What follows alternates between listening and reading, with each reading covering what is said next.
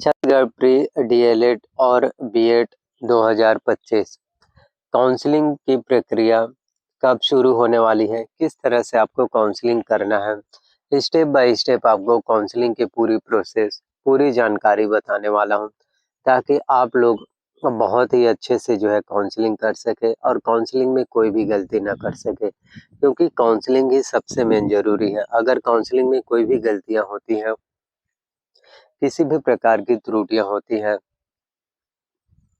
तो फिर आपका सिलेक्शंस नहीं हो पाएगा, क्योंकि काउंसलिंग सबसे ज़्यादा ज़रूरी है।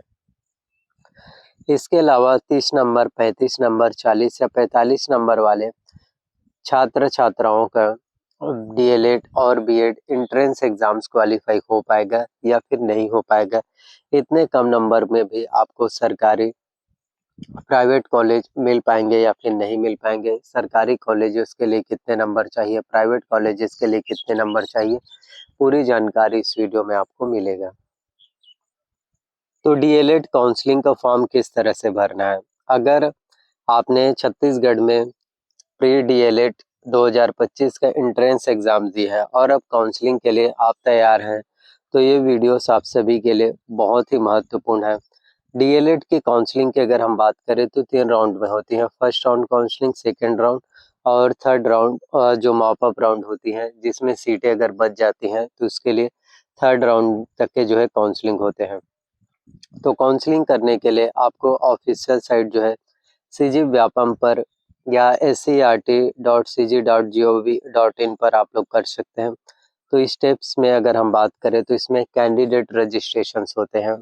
जी हाँ, एक एक चीज़ें बता रहा हूँ। कैंडिडेट रजिस्ट्रेशन, जिसमें आपको अपना roll number, date of birth, mobile number, email ID और पासवर्ड क्रिएट करने होते हैं।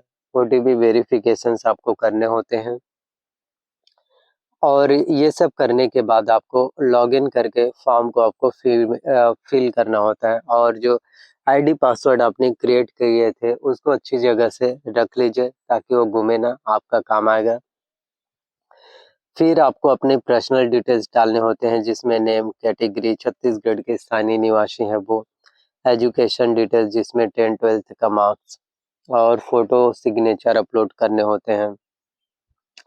रिक्वायर्ड डॉक्यूमेंट्स, तो फॉर्म भरने से पहले सभी डॉक्यूमेंट्स को रेडी रखिए, जिसमें 10th-12th का मार्कशीट, छत्तीसगढ़ की निवासी प्रमाण पत्र, कास्ट सर्टिफिकेट या अगर उसमें नियम में है, टर्म्स एंड कंडीशन में है तो, और इनकम सर्टिफिकेट।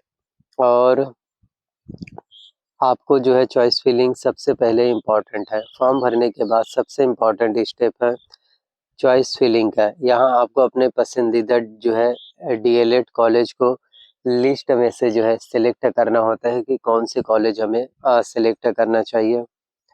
आपको टॉप कॉलेजेस के 1 से 5 तक के आपको रखने होंगे। अपने डिस्ट्रिक्ट के कॉलेज भी आप जो है भर सकते हैं, जो भी आपके डिस्ट्रिक्ट के कॉलेज है अगर है तो इसी तरह से डीएलएड के काउंसलिंग जो है किए जाते हैं। फिर उसके बाद आपको फीस देने होते हैं। 200 रुपये से लेकर 500 रुपये तक के होते हैं SC ST OBC जनरल वालों के लिए। तो ये रही डीएलएड के काउंसलिंग, और सेम इसी तरह से बीएड का भी।